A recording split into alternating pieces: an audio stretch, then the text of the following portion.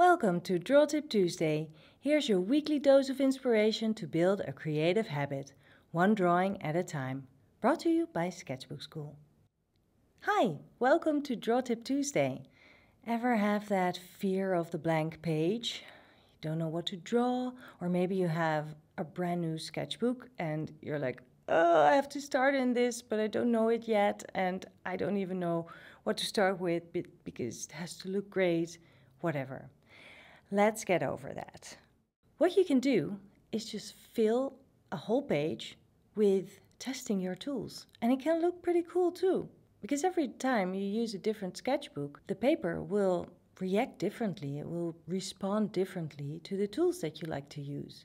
So maybe your favorite tool in your previous sketchbook suddenly doesn't work that well on the paper in the new sketchbook. So simply divide your page into squares, and in each square, test one of your tools. Then below it, write down which tool it is. So this also is sort of an archive you can get back to, so you know how certain tools behave on the paper of this sketchbook. It's kind of a Zen thing to do as well. It's really fun, and it's really fun to grab all those tools and use them all in one page.